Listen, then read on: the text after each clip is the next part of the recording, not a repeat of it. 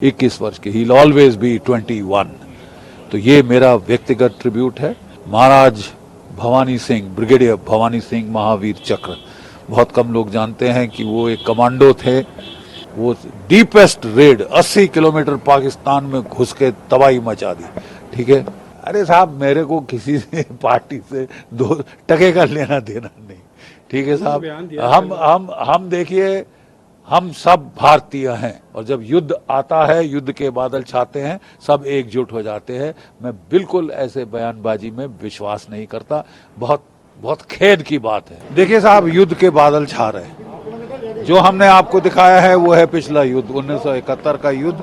Second lieutenant Arun Khetrapal परम वीर चक्र 21 साल की आयु पे वो शहीद हो गए थे। ठीक है साहब, मेरे बैचमेट थे, मेरे जिगरी दोस्त थे, और ये एक मेरा हम्बल ट्रिब्यूट है उनको।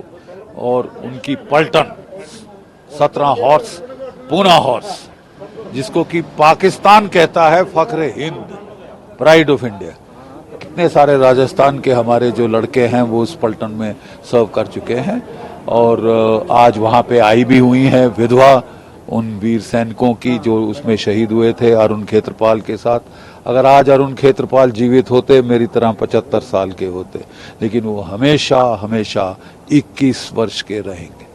ठीक है, 21 वर्ष के, ही विल ऑलवेज बी 21। तो ये मेरा व्यक्तिगत ट्रिब्यूट है। और हमने खास रिक्वेस्ट किया था डिप्टी चीफ मिनिस्टर साहिबा को, दिया कुमारी जी को, कि वो आए, क्योंकि हम एक ट्रिब्यूट देना चाहते हैं उनके पिताश्री को, महाराज भवानी सिंह, ब्रिगेडियर भवानी सिंह महावीर चक्र। बहुत कम लोग जानते हैं कि वो एक कमांडो थे। वो आराम से महलों में रह सकते थे, पोलो खेल सकते थे, पार्टियां अटेंड कर सकते थे। पैरा कमांडो में गए, 10 पैरा कमांडो। और जो जौहर उन्होंने 1971 में दिखाया, वो डीपेस्ट रेड 80 किलोमीटर पाकिस्तान में घुस के तबाही मचा दी। ठीक है, और बगैर खरोच के वापस आ गए, मार मूर के गदर मच गया था पीछे। तो हमारी बड़ी ख्वाहिश थी कि हम इन कमांडो किंग, ये हमारी अगली प्रस्तुति है जो हम करने वाले हैं, तो इसके लिए हमने उनसे रिक्वेस्ट किया था कि वो भी इसे देखें। हमारी जो शैली है युद्ध को दर्शाने की, उनको आइडिया हो जाएगा। तो एक व्यक्तित्व को, जैसे कि आपने इस पिक्चर में देखा, जो भाई है वो अपने भाई के बारे में बात कर रहा है, so that fleshes out the narrative, fleshes out this thing, एक ह्यूमन फेस देता है इसको, और ये बहुत ज़रूरी है प्रोत्साहन के लिए। एक ज़माना था जबकि राजस्थान के गांव-गांव में वो बार कवित एक तारा लेकर जाके गज भर छाती पृथ्वीराज की, आंखों भय मशाल, इस टाइप के कवित गा के, शौर्य गाथाएं गा गा के प्रोत्साहित करते थे। तभी हमारी शौर्य की परंपरा जीवित है। और अब शौर्य दिखाने का समय आ गया है।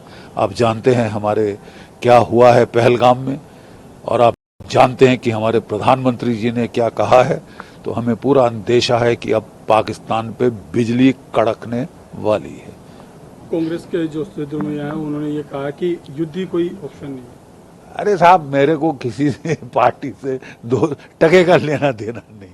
ठीक है साहब, हम देखिए, हम सब भारतीय हैं और जब युद्ध आता है, युद्ध के बादल छाते हैं, सब एकजुट हो जाते हैं। मैं बिल्कुल ऐसे बयानबाजी में विश्वास नहीं करता। बहुत खेद की बात है। अगर आपने हमारी विधवाओं को रोते देखा है, हाँ, टेलीविजन के ऊपर, अपने 6 दिन की शादी हुई है और लाश पड़ी है हस्बैंड की, अबे कितने लाशें गिराएंगे हम इस तरह की यार? कब तक हम ये चुपचाप सहेंगे? आप कह रहे हैं कि मर जाए तो मर जाए साहब, हम तो जिंदा हैं।